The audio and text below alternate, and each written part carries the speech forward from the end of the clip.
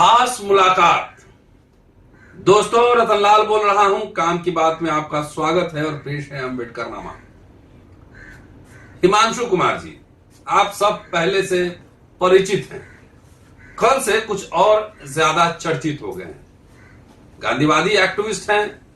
छत्तीसगढ़ में, बस्तर में आश्रम चलाते रहे हैं और आदिवासी अधिकार के लिए लगातार लड़ते रहे हैं। न्यूज आप पढ़ चुके होंगे कि 2009 में इन्होंने आदिवासियों का कत्ल हुआ था, उसके खिलाफ सुप्रीम कोर्ट में एक याचिका दायर की थी।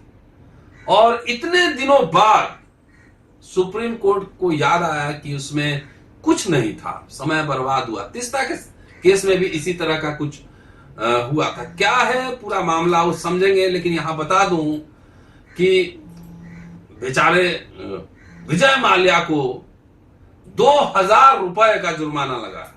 2000। और न्याय मांगने गए थे हिमांशु जी आदिवासियों के लिए, 5 लाख का ही जुर्माना लगा है। सारी बात को समझेंगे, जानेंगे, समझने की कोशिश करेंगे कि किस तरह से राज्य व्यवस्था काम करे, क्या पूरा मामला था, क्यों गए थे सुप्रीम कोर्ट, आश्रम में वहां पे जो काम करते हैं क्या क्या काम करते हैं। आपको अब समय आ गया है कि विस्तार से इन बातों को आपको बताया जाए। स्वागत है सर अम्बेडकरनामा में। बहुत बहुत धन्यवाद। आप पहले अम्बेडकरनामा देखें। जी जी बिल्कुल। क्या है मामला पूरा विस्तार से। मैंने कल आपका एक इंटरव्यू सुना जी। प्रोफेसर सरोज गिरी साहब ने लिया और सुन के ही सोया मैं। क्या है पूरा मामला अम्बेडकरनामा के दोस्तों को ही बताइए। कैसे कैसे कब से आप छत्तीसगढ़ में हैं, आश्रम कैसे बना, आदिवासी राइट्स के लिए आप लगातार लिखते रहे, बोलते रहे जी। अभी जो मामला हुआ है क्या है, जरा उसको विस्तार से बताएं सर। जी। मैं और मेरी पत्नी अपनी शादी के 20 दिन बाद अपना सूटकेस पैक करके छत्तीसगढ़ चले गए थे और वहां दंतेवाड़ा जिले के जंगल में एक गांव में हमने पेड़ के नीचे आदिवासियों के बीच में रहना शुरू कर दिया था। और वहां हमने उनकी सेवा का काम शुरू किया।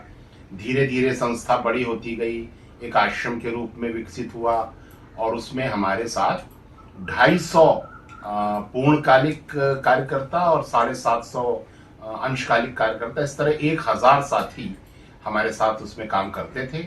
हम लोग 4 जिलों में काम करते थे उसमें, और उसमें स्वास्थ्य, शिक्षा, पर्यावरण, SHG, इस तरह के बहुत सारे काम, जागरूकता नौजवानों के साथ, महिलाओं के साथ, वो सारे कार्यक्रम चलते थे। फिर जब नई आर्थिक नीतियां आई और उसमें आप 80s की बात कर रहे हैं, 92 में, और उसके बाद जब नई आर्थिक नीतियां आ रही थी उसमें विदेशी पूंजी विकासशील देशों की तरफ दौड़ रही थी, जिसमें लैटिन अमेरिकी देशों में जा रही थी, अफ्रीका में जा रही थी, साउथ एशिया में आ रही थी, और भारत में ये मल्टीनेशनल कंपनियां आदिवासी क्षेत्रों की तरफ दौड़ रही थी और वहां संसाधनों पर कब्जा करना शुरू कर रही थी। तो उसी समय में 2005 में छत्तीसगढ़ सरकार, जो बीजेपी सरकार थी, उसने वहां संविधान को दरकिनार करते हुए, कुचलते हुए, आदिवासियों के मानवाधिकारों को कुचलते हुए एक अभियान शुरू किया। आदिवासियों के 650 गांवों को जला दिया गया। हजारों आदिवासियों की हत्या की गई। हजारों महिलाओं से, आदिवासी महिलाओं से बलात्कार किए गए। बच्चों का कत्ल हुआ, बुजुर्गों का कत्ल हुआ।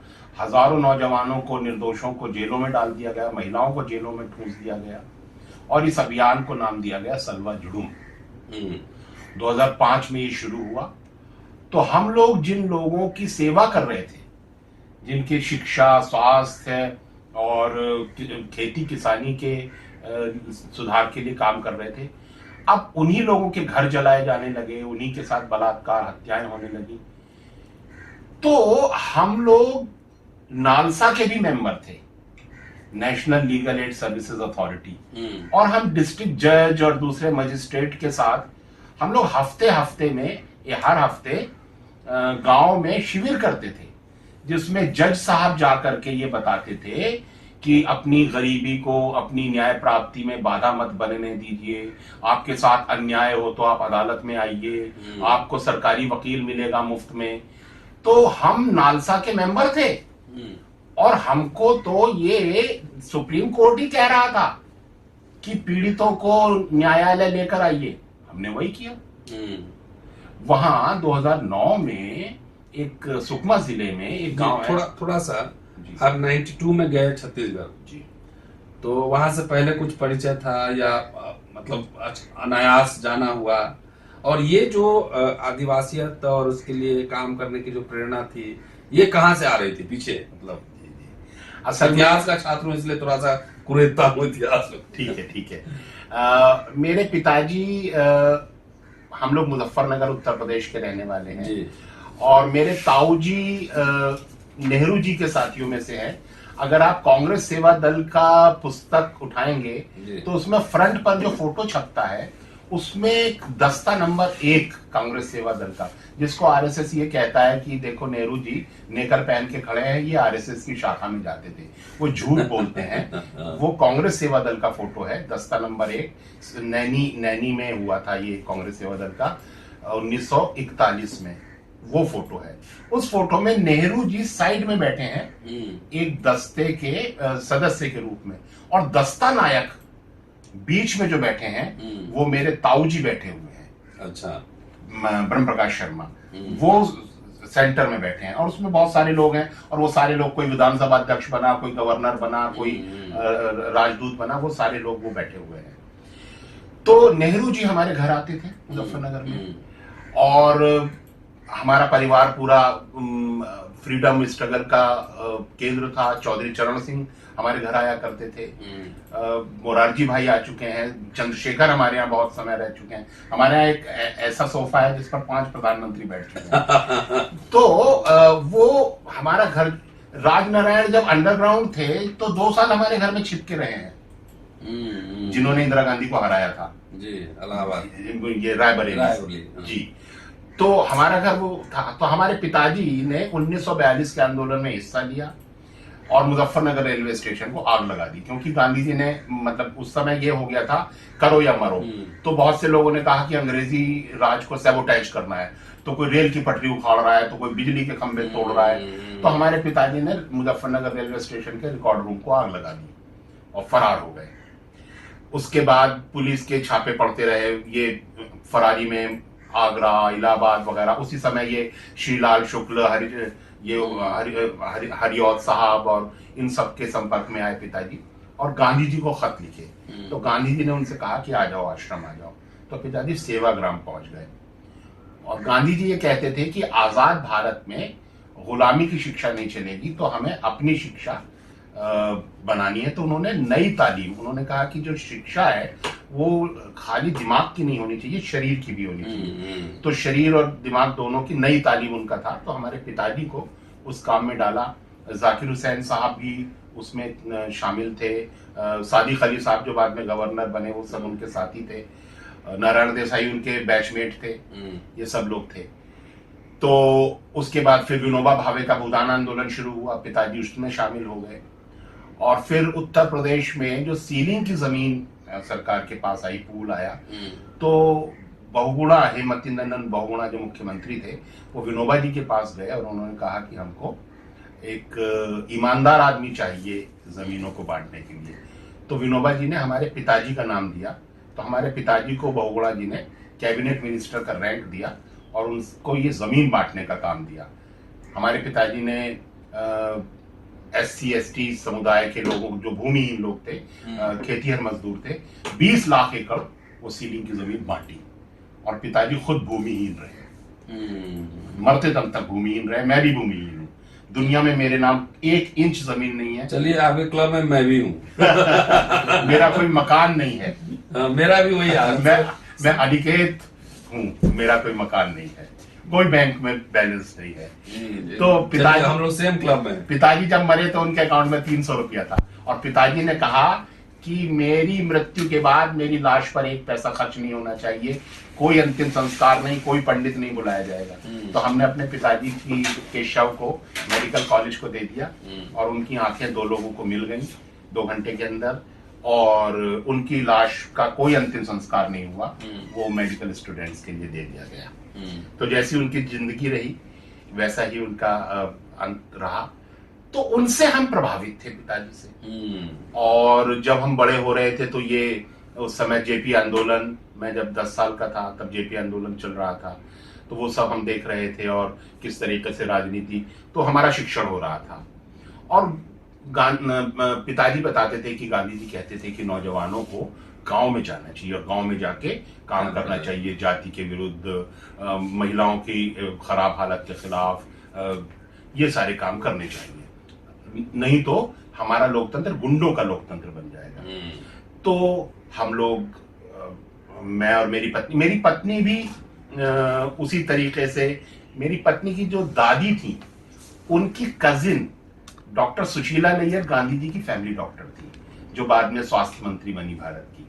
तो मेरी पत्नी उनसे प्रभावित थी, वो उनके संपर्क में थी, और पत्नी भी पदयात्राएं करना और समाज सेवा का काम करती थी। वो मतलब विरासत में मिला है दोनों को। तो हम लोग दिल्ली में मिले और फिर हम लोगों ने तय किया कि हम लोग गांव में जाके काम करेंगे और शादी करके हम एक साथ चलेंगे।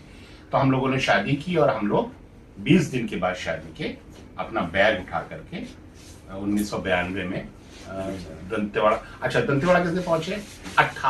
एक वहां संस्था काम कर रही थी जो विनोबा जी के शिष्य है, धर्मपाल सैनी, वो वहां काम कर रहे थे, वो हमारे पिताजी के दोस्त थे।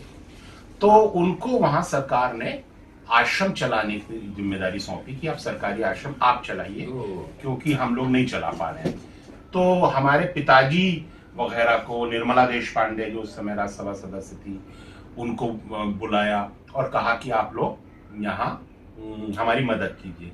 तो मैं 88 में पहली बार, तब मेरी शादी नहीं हुई थी, तब मैं बस्तर गया था और मुझे लगा कि ये एक ऐसा इलाका है जहां काम करने की, सेवा की जरूरत है। तो फाइनली 92 में मैं पहुंचा। तब तक मेरी बहन बहनोई वहां जाकर उस संस्था के एक स्कूल में पढ़ा रहे थे। तो उनके शिष्य लोग चारों तरफ थे, मतलब पहले से एक पृष्ठभूमि था जाने। हाँ, ये हुआ है। अब कनेक्शन बैठ रहा है ना। अब इतिहास के छात्र इंटरव्यू करेगा तो थोड़ा इस पृष्ठभूमि में आप दंतेवाड़ा छत्तीसगढ़ पहुंच जाए जी। तो अब आश्रम पे आए जी। तो उनके जो शिष्य थे, उनमें से एक शिष्य के गांव में जब एक मीटिंग हुई तो आदिवासियों ने कहा, मैंने अपना इरादा बताया कि हम गांव में रह करके सेवा काम करना चाहते हैं। तो उन लोगों ने कहा कि बिल्कुल, हम आपको यहाँ जमीन देंगे, ये जमीन है और आप बनाइए आश्रम और करिए सेवा। तो हम लोगों ने वहां पहले पेड़ के नीचे रहना शुरू किया, फिर गांव के लोगों ने मिल करके एक झोपड़ी बना दी, हम उसमें रहने लगे। और फिर हम बच्चों को इकट्ठा करके उनके साथ जाके हैंडपंप पे उनको नहलाना, फिर उनको पढ़ाना, उनके साथ खेल कूद करना, नौजवानों के साथ खेलना, वॉलीबॉल ले गए, फिर महिलाओं के साथ बैठ करके बातचीत करना। फिर हमने देखा कि हर घर में बीमार हैं लोग, तो हम लोग, मलेरिया बहुत था वहां पर, लोग बहुत मरते थे मलेरिया से, तो हमने खुद मलेरिया स्लाइड बनाना सीखा और फिर मलेरिया स्लाइड बनाते थे। मैंने हजारों आदिवासियों की मलेरिया स्लाइड बनाई होगी, हजारों लोगों को दवाई दी, और मैं विनम्रता पूर्वक कह सकता हूँ कि शायद उनकी जिंदगी बचाने में मैं एक निमित्त बना। तो ये आश्रम स्टेट स्पॉन्सर्ड था, राज्य सरकार नहीं? कुछ नहीं, ये हमें कुछ मित्र थे, कोई 500 रुपया दे रहा है, कोई 300 रुपया दे रहा है, इस तरीके से हम लोग वो काम शुरू किया था। लेकिन फिर धीरे धीरे हमारे पास कुछ संस्थाएं आने लगी, जैसे department of science and technology वाले आए, उन्होंने हमें पहले 15,000 रुपए का एक छोटा सा अनुदान दिया, फिर 1.5 लाख रुपए का एक छोटा सा अनुदान दिया। फिर कुछ राज्य शासन आने लगा, एसपी कलेक्टर आने लगे, क्योंकि बस्तर को काला पानी माना जाता था, सरकारी अधिकारी कर्मचारी वहां आना पसंद नहीं करते थे। तो एसपी कलेक्टर अपनी पत्नियों को लेकर आते थे कि देखो, दिल्ली से कपल आकर के जंगल में रह रहा है, इनसे प्रेरणा लेनी चाहिए हम लोगों को। और फिर वो कहने लगे कि साहब हिमांशु जी, आप ऐसा करिए, हमारा वीडियो काम नहीं करता है, आप हमारा ये वाली ट्रेनिंग चला दीजिए आदिवासियों के लिए, आप हमारा ये प्रोग्राम चला दीजिए, आप हमारा वाटरशेड चला दीजिए। तो वो हमको अपने कार्यक्रम सौंपने लगे। फिर जिले की जितनी भी कमेटीज होती थी डिपार्टमेंट की, हेल्थ कमेटी में हम, शिक्षा समिति में हम, स्वास्थ्य समिति में हम, स्टेट की कमेटी में उसमें हम मेंबर रखे जाने लगे। मुझे ऑनरेरी मजिस्ट्रेट अपॉइंट कर दिया गया। मैं जज के साथ बैठ के डायस पर बैठ करके लोक अदालत में मुकदमों में समझौता कराता था। मुझे कंज्यूमर कोर्ट का जज बना दिया गया। वहां मैं डिस्ट्रिक्ट लेवल जज के साथ बैठ करके मुकदमे सुनता था और कंज्यूमर फोरम में।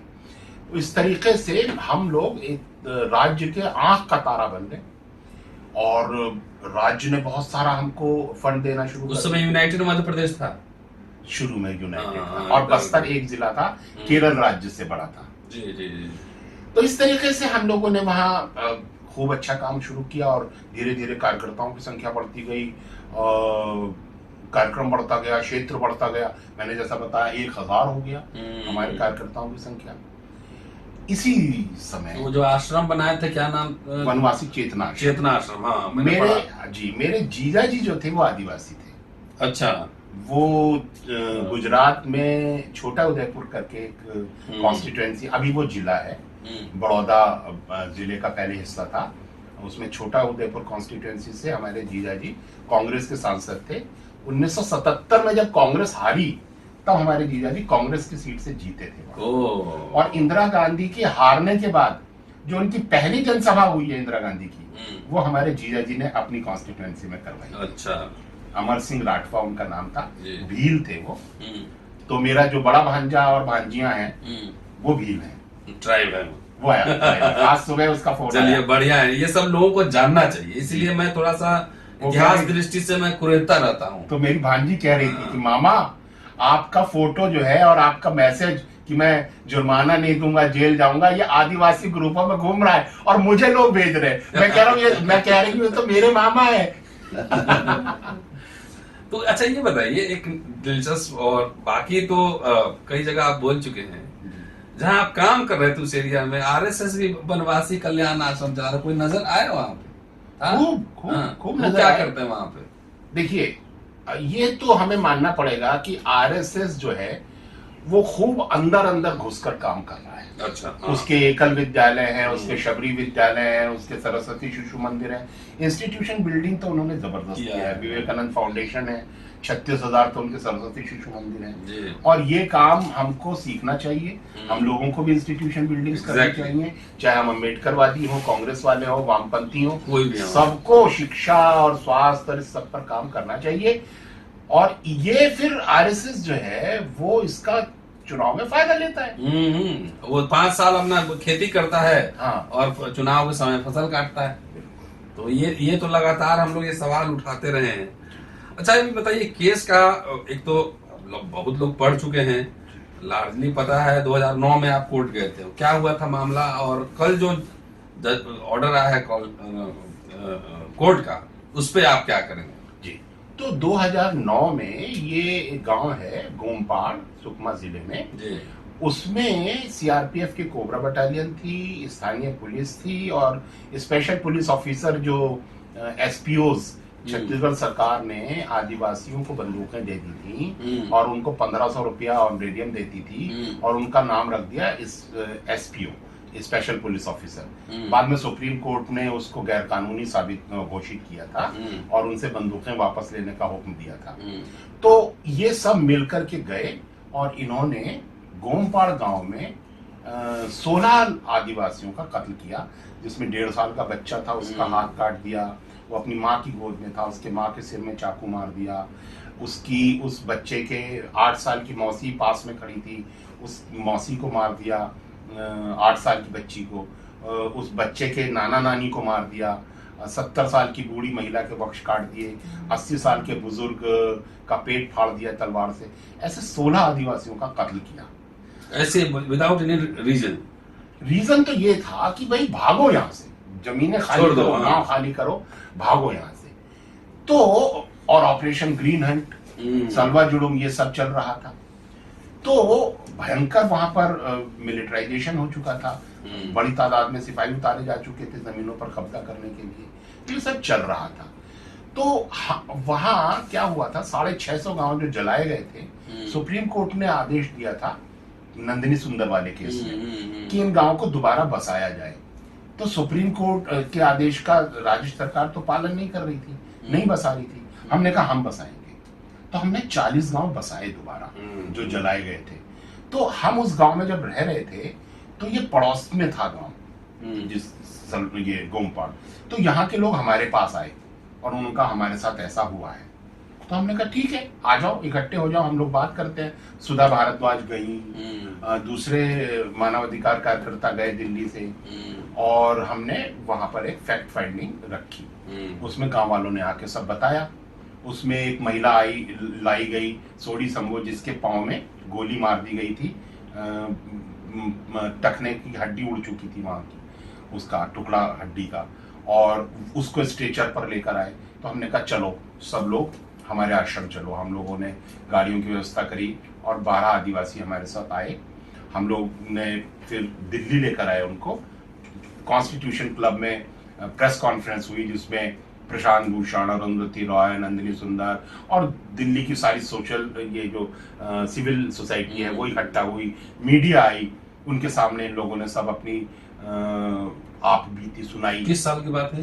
2009 ना, उसी साल से। हाँ, अक्टूबर में हुआ, नवंबर में ये मीटिंग हुई, और उसके बाद यहाँ पर कॉलिन गोंसाल्विस के यहाँ गए हम लोग, और वहाँ एडवोकेट हैं सुप्रीम कोर्ट के, सीनियर लॉयर, और वहाँ सबने अपनी बात बताई, वीडियो रिकॉर्डिंग भी हुई उसकी, और उसके बाद पिटीशन लिखी गई, सबने साइन किए, ये लोग वापस गए। वापस जाने के बाद इसमें बहुत कुछ हुआ है, देखिए बहुत घटनाएं हुई हैं, जो डराना धमकाना से लेके झूठा मुकदमा करना, सब कुछ होता है। पिटिशनर को किडनैप किया गया, मेरे पास वीडियो है, बिना नंबर प्लेट की गाड़ी में पुलिस ने पिटिशनर्स को किडनैप किया, किडनैप करके यहाँ ला करके बयान दिलवाया आधे पिटिशनर, 6 पिटिशनर से, कि हमको नहीं पता मारने वाले कौन थे। अनआइडेंटिफाइड यूनिफॉर्म में लोग थे। हम कह रहे हैं ठीक है, अनआइडेंटिफाइड थे, सुप्रीम कोर्ट जांच करा ले, आइडेंटिफाई करवाए, अब करवा ले, कौन थे वो। ये तो नहीं कह रहे कि इन्होंने नहीं मारा, वो कह रहे अनआइडेंटिफाइड है। पुलिस इतना ही कहलवा पाई उनसे। तो इस पर सुप्रीम कोर्ट क्यों इतना नाराज हो रहा है कि इन्होंने पिटीशन में बताया? मारा गया, ये तो फैक्ट है ना। फिर और रूल ऑफ लॉ ये कहता है कि उसकी जो है निष्पक्ष जांच होनी चाहिए। अगर हम डेमोक्रेटिक कंट्री में रह रहे हैं, रूल ऑफ लॉ है, तो एक जांच होनी चाहिए, फेयर एंड फ्री जांच होनी चाहिए। तो उसमें एसपी ने क्या किया, कब्रें खोदी। जब सुप्रीम कोर्ट में केस चल रहा था, कब्रें खोदी, कब्रें खोद करके हाथ काट लिए आदिवासियों के, पंजे काट के ले गया। क्यों? फोरेंसिक जांच में ना पकड़ा जाऊं। तब हम लोगों ने शिकायत करी, वो अमन सेठी की रिपोर्ट है। तब सुप्रीम कोर्ट ने फटकार लगाई, stay away of the village, गांव से दूर रहे पुलिस। ये हुआ है। फिर 2010 में छत्तीसगढ़ सरकार ने कहा हिमांशु कुमार नक्सल सिंपैथाइजर है, सुप्रीम कोर्ट ने फटकार लगाई छत्तीसगढ़ सरकार को। वो मीडिया में आज भी है, रिपोर्ट्स हिंदू में है, एनडीटीवी में है, जी टीवी में है, सब में सरकार को फटकार लगाई, खबरदार हिमांशु कुमार को नक्सल सिंपैथाइजर बोला तो।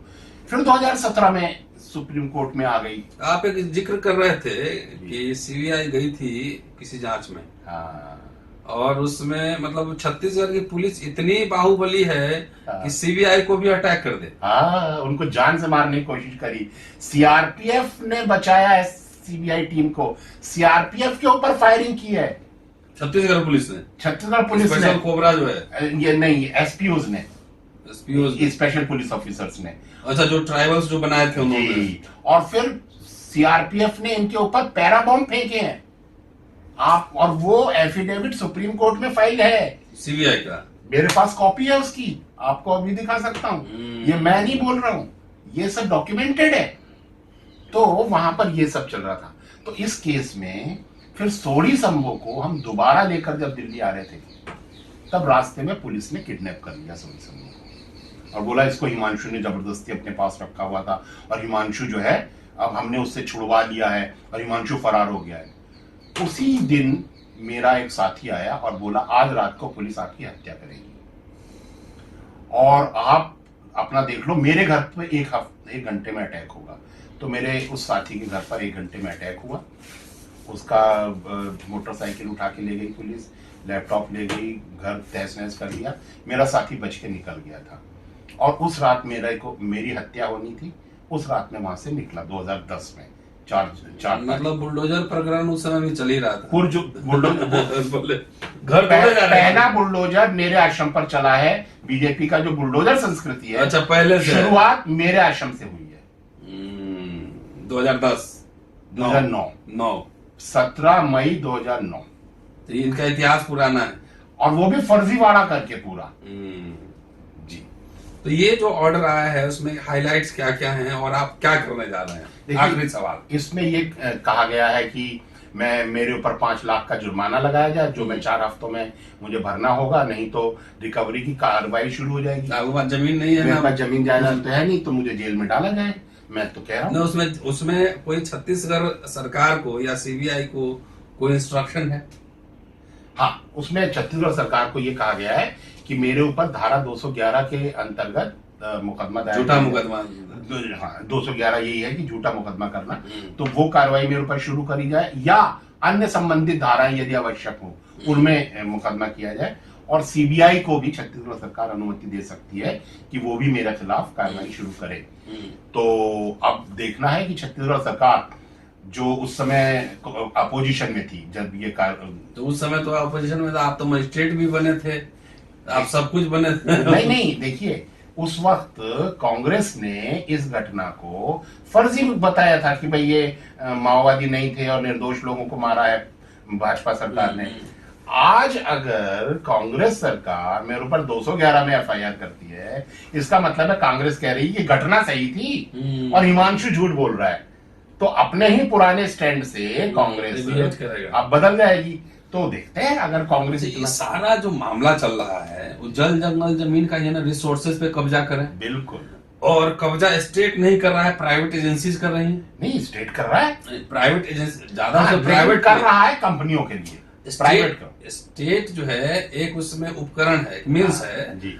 वो जितना काम कर रहा है, चाहे रूल बना रहा है, लॉ बना रहा है, कुछ कर रहा है, तो कंपनीज ही मेन बेनिफिशियरीज है ना। बिल्कुल। तो इसका मतलब है कि जो कंपनीज इतना पावरफुल है कि वो स्टेट को भी इन्फ्लुएंस कर रहा है, तारा ब्यूरोक्रेसी को भी कर रहा है, सबको कर ले रहा है, सीबीआई को पिटवा रहा है, सीबीआई को पिटवा रहा है, इतना मैनेज कर रहा है जी। तो गांधी तो कह रहे थे ग्राम स्वराज की बात कर रहे थे। गांधी अम्बेडकर में जितने मतभेद हो, लेकिन कुछ मुद्दों पर तो सहमति उनकी थी। बिल्कुल थी। और देखिए, ये सवाल गांधी और अम्बेडकर दोनों को बचाने का है। जो संविधान है उसको बचाने का है, सुप्रीम कोर्ट को बचाने का है। देखिए, सुप्रीम कोर्ट कुछ डरपोक जजों की मिल्कियत नहीं है, ये भारत की जनता की मिल्कियत है। सुप्रीम कोर्ट भारत की जनता का है, इसलिए इसको बचाया जाए, इसको बचाया जाएगा, इसके लिए लड़ा जाएगा। हम न्याय व्यवस्था को बचाएंगे, न्यायिक जुडिशरी को बचाएंगे, सुप्रीम कोर्ट को बचाएंगे, लोकतंत्र को बचाएंगे। और मैंने घोषणा करी है कि मैं इस गलत फैसले को कबूल नहीं करूंगा, चाहे जो मर्जी कर लो, जो मर्जी आए कर लीजिए। आप मुझे क्या करेंगे? आप मुझे जेल में डालेंगे, जेल में मार डालेंगे, करिए। हम हर सैक्रिफाइस के लिए, हर कुर्बानी के लिए तैयार हैं। डेमोक्रेसी को बचाने की लड़ाई लड़ी जाएगी, आदिवासियों के अधिकारों को बचाने की लड़ाई लड़ी जाएगी। दलित, आदिवासी, माइनॉरिटीज के साथ आज जो हो रहा है भारत में, ये सारी दुनिया देख रही है इसको, और उसको बचाने की जो एक आंदोलन होना चाहिए, अगर वो इस घटना से और बढ़ता है तो हमें बहुत खुशी होगी कि इसमें हजारों लोग जुड़े और डेमोक्रेसी को बचाएं। आपको तो माओवादी कहता है, आपके यहाँ से कुछ लिटरेचर वगैरह मिला कि नहीं? देखिए, प्रोफेसर सब घर से तो मिल जाएगा, मार्क्स ले लेंगे, किताब वगैरह मिल जाएगा, तो अम्बेडकर भी मिलेंगे, गांधी। देखिए, कई बार हमारे कई दोस्त पकड़े गए तो उनके पास से मेरे भाषणों की सीडी पकड़ी जाती है। तो मैंने कई बार सोचा कि अपने घर से ऐसी चीजें हटा दूं जो पुलिस कहे कि भाई ये आपत्तिजनक है, तो मुझे पता चला वो मेरे ही आर्टिकल है, तो अब मैं क्या हटाऊं। चलिए, और शुभकामनाएं। और ये साझी संघर्ष, साझी लड़ाई है न्याय के लिए, तो जाहिर है कि, लेकिन एक बात और मुझे लग रहा है, पॉलिटिकल क्लास का एक साइलेंस क्यों है? एक लंबे समय से मैं देख रहा हूं, जितने जनवादी मुद्दे हैं उस पर एक साइलेंस भी नजर आ रहा है। नहीं, आप बिल्कुल, साइलेंस टूटना चाहिए और लोगों को हिम्मत के साथ इस फांसीवादी निजाम के सामने खड़ा होना चाहिए, हिम्मत से। और अगर जेल डाला जाता है तो लाखों लोगों को सामने आना चाहिए कि आओ जेलें भर दो, लेकिन हम डरने वाले नहीं हैं। ये अंबेडकर, गांधी, सुभाष और भगत सिंह और सबकी साझी विरासत। फुले और इन सब का देश है, हम डरने वाले लोग नहीं हैं। जी चलिए, ये हिमांशु जी थे और विस्तार से आप वर्कर्स यूनिटी यूट्यूब चैनल है, उसपे भी 2 पार्ट में इनका विस्तार से इंटरव्यू छपा है और बहुत हर मुद्दे को व्यापक तरीके से उठाया गया है। आप जो वीडियो देख रहे हैं, आप यूट्यूब पर जाएं, वर्कर्स यूनिटी भी आप यूट्यूब सब्सक्राइब करें, उसको देखें और अम्बेडकरनामा भी सब्सक्राइब, शेयर, लाइक करते रहें। पूरा वीडियो जरूर सुनिए और लोगों को सुनाइए कि अभी भी भारत में वैसे लोग हैं जो राज सत्ता, चाहे जो कुछ भी हो, जितना भी ऑपरेशन हो, धमकियां हो, लोग डरते नहीं है और अपने न्यायिक जनवादी मुद्दों के लिए लड़ते रहते हैं। शुक्रिया, जल्दी मिलता हूं आपसे अगले एपिसोड में। शुक्रिया सर। Thank you.